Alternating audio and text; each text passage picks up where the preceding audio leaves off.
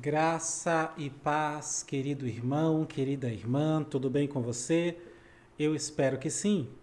Espero que você esteja bem, como vai bem a sua alma. Seja bem-vindo aqui ao nosso humilde canal, tá? Você que está me ouvindo pelo podcast, Deus abençoe sua vida grandemente.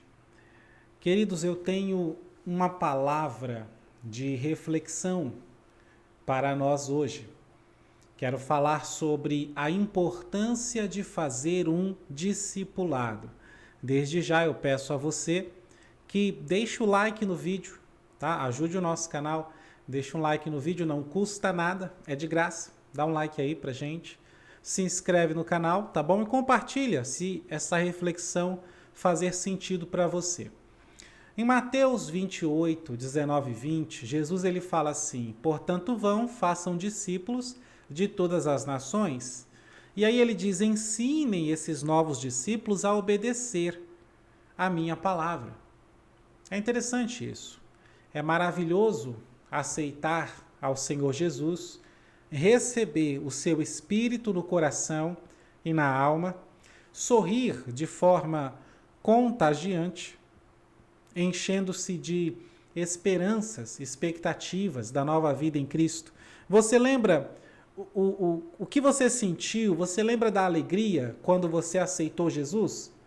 É muito bom olhar os irmãos da igreja com amor, ter prazer em participar dos cultos, acordar de manhã sabendo que agora você é um cristão. Tá? Esse início da conversão, também chamado de primeiro amor, é realmente lindo. Lindo de viver, lindo de ver. Porém, todo mundo que já passou dessa fase, certamente tem muitas perguntas sem respostas agora. E o problema é que quando essas perguntas ficam sem respostas, você corre o perigo, né? Pode vir aí o perigo de abandonar a Cristo e a Deus. Como, por exemplo, uma esposa que está vivendo infeliz porque o seu marido nunca conversa com ela e ela está cansada de tanto dar e nunca receber, de se doar, de fazer e não ver resultado. E de que perguntas estamos falando? Ora, tem várias perguntas, né? Cedo ou tarde, aquele cristão que era novo convertido, ele vai começar a fazer perguntas. Ele vai perguntar, por exemplo, por que fazemos tudo isso? Por que vamos à igreja? Por que fazemos cultos? Por que fazemos festividades? Eu vi na Bíblia que o evangelho tem que ser anunciado a toda criatura, mas por que nós estamos anunciando o evangelho somente dentro da igreja?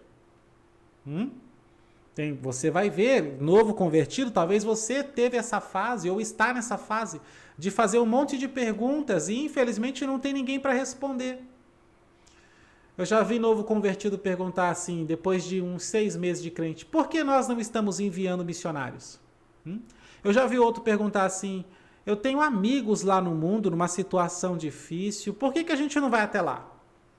Por que a gente não visita as casas, não oramos por eles? A rua em que a igreja está localizada está cheia de almas para ganhar. Por que não evangelizamos essas almas? Por que ninguém sai às ruas para anunciar Jesus? Tá? É interessante isso. É interessante porque chega uma hora que você começa a fazer muitas perguntas. E eu já vi muito jovem que saiu da igreja por causa disso. Porque não tinha ninguém para responder essas perguntas. E é engraçado que a gente da igreja, fica pregando e ensinando coisas no culto, nas ministrações, nas conversas, e o nosso ensino, a nossa pregação, muitas das vezes se resume em falar o que tem que fazer. Você tem que orar. A oração é a chave da vitória. Você tem que entregar o dízimo. Todo cristão tem que ser dizimista. Você deve levar uma oferta em todo culto. Você deve ler a Bíblia todo dia e meditar na palavra. Você não pode faltar nos cultos. Você tem que vir em todas as reuniões. Como eu disse, é uma palavra de reflexão. E quando nós fazemos isso, ensinamos essas coisas, de forma rasa ou profunda, pensamos que estamos fazendo nossa parte, como se isso fosse um alimento mais sólido que existe na Bíblia. Falar que tem que orar, que tem que vir para a igreja, que tem que dar oferta, que tem que jejuar, que tem isso, tem que fazer aquilo, que não pode isso, não pode aquilo.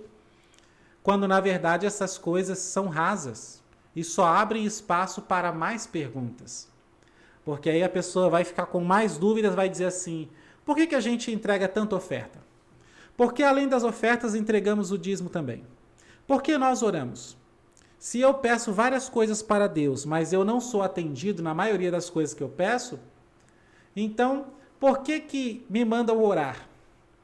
Me mandaram ler a Bíblia. Eu comecei a ler, mas agora estou cheio de perguntas sobre o texto bíblico.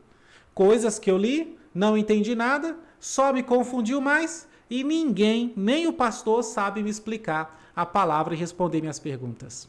E aí? Você já passou por isso? Já está vendo pessoas passando por isso? Aí talvez a pessoa vai, o novo convertido que está deixando de ser novo convertido, né? Já está 1 ano na igreja, 2 anos, 5 anos. Aí ele vai dizer assim, eu estou vindo em todos os cultos, mas por que não consigo sentir a presença de Deus como eu sentia antes, nos primeiros dias em que eu aceitei a Jesus? E quando um crente, um novo convertido ou um ex-novo convertido começa a fazer muita pergunta, as pessoas vão tentar dar respostas genéricas, né, uma resposta para tudo. João 13,7, meu filho, o que Deus faz agora você não entende, mas depois você entenderá. Ou então Deuteronômio 29, né, as coisas reveladas são para os homens, as ocultas são para Deus. Quer dizer que você só pergunta de coisas ocultas e que não dá para o homem responder, né? Você já passou por isso? Seja sincero. Já teve um momento ou está nesse momento cheio de dúvidas? Comenta aqui abaixo do vídeo, tá? Aí eu te pergunto, onde você acha que uma pessoa que está na igreja com esse monte de dúvidas vai parar? Olha, é claro que cada caso é um caso, mas a maioria vai seguir mais ou menos esse caminho que eu vou descrever para você. Vai ficar mudando de igreja durante alguns anos. Esse é o primeiro passo. Porque ele vai estar sempre procurando uma igreja onde ele possa sentir mais a presença de Deus, só que as dúvidas vão continuar no seu coração.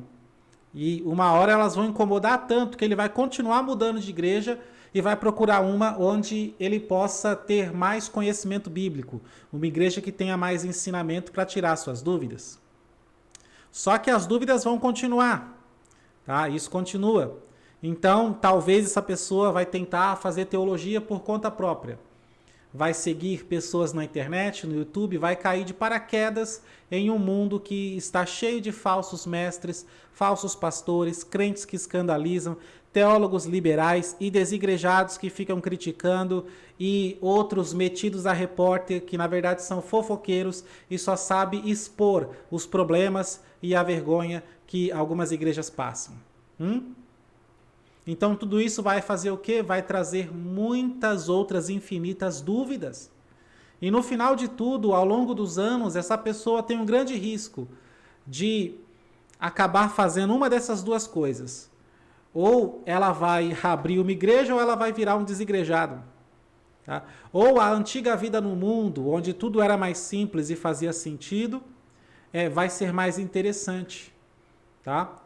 Então, ou essa pessoa, de repente, estudou tanto e acha que pode abrir uma igreja, ou essa pessoa, né, foi tão mal influenciada que vai se tornar um desigrejado, ou então ela vai falar, quer saber, esse negócio de Deus, de igreja, de Bíblia, sei o que, é tudo muito confuso, todo mundo está ali, mas ninguém sabe nada, ninguém me responde nada das dúvidas que eu tenho, então eu vou voltar para a minha antiga vida. É engraçado, né, mas o número de desigrejados cresce a cada ano. E muitos desses desigrejados estão aqui no YouTube, criticando tudo e todos.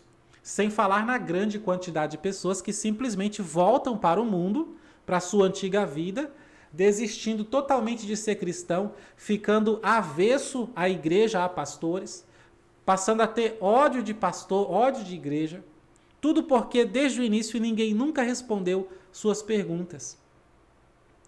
E, infelizmente, a grande maioria das igrejas hoje não sabe o que está acontecendo. E elas ficam disputando crentes entre si. Lembra que durante o processo que eu descrevi aqui, o cristão vai mudar de igrejas muitas vezes? Pois é. E é exatamente isso que muitas igrejas estão fazendo, se adaptando para atrair esses crentes que vêm de outras denominações. É um processo de migração sem fim. Um monte de crente mudando de igreja para lá e para cá toda hora. E as igrejas, em geral, tá, a maioria são bem criativas. Vamos resumir em dois tipos, né? Igrejas que apelam para o poder de Deus e igrejas que apelam para o conhecimento bíblico, usando tudo quanto é tipo de estratégia para ganhar almas, entre aspas, né? Que na verdade as estratégias são para ganhar pessoas de outras igrejas. O resultado é que uma igreja que apela para o poder de Deus vai acabar simulando o poder de Deus no desespero de atrair mais e mais migradores, e a outra que apela para o ensino vai formar muitos debatedores de Bíblia, no mesmo desespero de atrair mais migradores. Acaba ensinando até um monte de coisas inúteis que não são importantes na pregação do evangelho para ganhar almas, coisas que não vão ajudar aquela pessoa a se conectar mais e melhor com Deus. Nenhuma delas, de certa forma, está formando ganhadores de almas. Nenhuma delas está formando ministros de Cristo. Nenhuma delas está firmando pessoas em Cristo para que sigam Jesus até a morte. Por isso, esses crentes, no final, têm grandes chances de voltar ao mundo. E como que poderíamos resolver essa bagunça? Eu acredito que a resposta é mais simples do que parece. Eu acredito que isso é uma reflexão, tá? Acredito que tudo que precisamos fazer ou tudo que precisa ser feito é discipular os novos crentes. Simples assim. Transformá-los em discípulos de Cristo. Talvez você pense que a solução seja achar uma igreja que, ao invés de ensinar Bíblia para debater com outros, devem ensinar para ganhar almas. E isso sem deixar de lado a manifestação da presença de Deus nos cultos. Sim, isso seria maravilhoso, você está certo. Só que o discipulado resolve isso também. Porque ao ensinar a pessoa a como ser um discípulo de Jesus, você já está ganhando uma alma. Ao mesmo tempo que ensina essa alma a ser também uma ganhadora de almas. Olha que maravilha. E o poder de Deus, para quem não sabe, ele se manifesta justamente quando estamos alinhados com a principal missão que nós temos. Qual é a nossa principal missão? Qual é a principal missão da igreja? É aquelas últimas palavras de Jesus. Ide, fazei discípulos de todas as nações, ensinando a guardar tudo o que eu vos tenho mandado, ou seja, ensinando a guardar a palavra de Deus. Então pense um pouquinho. Por que a igreja de Atos dos Apóstolos era tão cheia de Deus? Se você prestar atenção no livro de Atos, você vai perceber que a prioridade daquela igreja era ganhar almas. Ganhar almas. Fazer discípulos para Jesus. Eles fazem isso o tempo todo no livro de Atos, só ganhando almas, só pregando o evangelho, plantando novas igrejas. E os novos crentes aprendendo para serem também ganhadores de almas.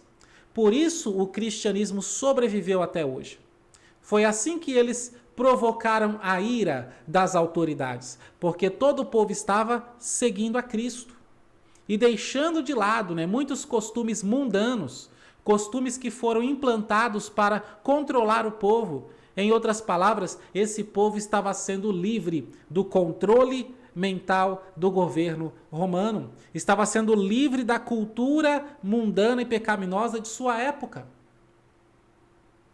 Agora, falando sobre discipular novos crentes. Você já fez um discipulado? Você já fez um discipulado? Porque tem gente que fez 2, 3 aulas e acha que fez discipulado. Né? O discipulado é um curso básico que vai, por si só, tirar muitas dúvidas do novo cristão, do novo convertido, antes mesmo que ele tenha essas dúvidas. E vai ensiná-lo na prática o que é ser um seguidor de Cristo. vai encaminhá-lo no amor e nas boas obras e equipá-lo com tudo o que precisa para seguir Jesus hoje e ganhar outros para Cristo. Glória a Deus. O curso discipulado ele não pode ser dado em 2, 3 aulas. Mas quanto tempo deve ser? Porque eu quero me batizar logo. Tudo bem, você pode fazer 2, 3 aulas, se batizar, só que depois você deve continuar o discipulado. Tá? Porque tendo isso, esse novo cristão, ele não terá necessidade de mudar de igreja, porque ele vai ficar bem firmado em Jesus, que é o importante. Pois uma igreja que tem discipulado é uma igreja que se preocupa com salvação de almas. É uma igreja que se preocupa com almas, é cheia do Espírito Santo, de maneira que em seus cultos a presença de Deus é frequente. E não é uma presença exagerada, como aqueles que tentam simular ou forçar o agir de Deus no culto. É uma presença doce, que te capacita, acompanhada de uma palavra que consola, confronta e te faz agir. Qual a diferença entre o discípulo de Jesus e aquele que é apenas crente em Jesus, que não foi discipulado? Qual a diferença? Bom, vou te mostrar. O discípulo, no caso, o cristão que foi discipulado, as suas dúvidas não atrapalham sua fé, porque ele tem poucas dúvidas e dúvidas rasas, coisas simples, que não tem muita prioridade. Agora, aquele que é apenas crente, que não passou por um discipulado de verdade, ele é cheio de dúvidas profundas, dúvidas que constantemente abalam a sua fé, fazem duvidar de sua crença em Deus. Vive à beira de sair da igreja, de largar tudo. Agora, o discípulo, o cristão que passou por um discipulado, ele já sabe, por exemplo, discernir tentações, porque isso é coisa que se ensina em discipulado. E ele está pronto para enfrentá-las. Tá? Agora, aquele que é apenas crente, que não teve discipulado, vive caindo em tentações. Será que tem alguém aí que está me ouvindo que está vivendo assim? Atormentado pelos seus pecados. Ao passar dos anos, pode até começar a pensar que de repente a vida cristã é assim mesmo, cheia de pecados. Hoje em dia já tem gente que pensa assim, né? Que ser crente é apenas garantir a salvação, mas que o pecado continua, não tem como evitar não tem jeito não. A gente é pecador e pronto. Tem gente que já está pensando assim, que não existe libertação.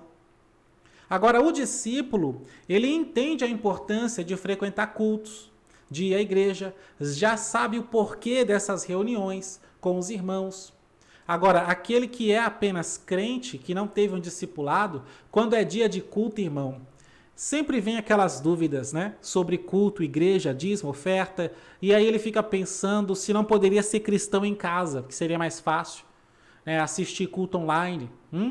E quando ele vai ao culto, ele vai por ir, nem sabe o que vai fazer lá.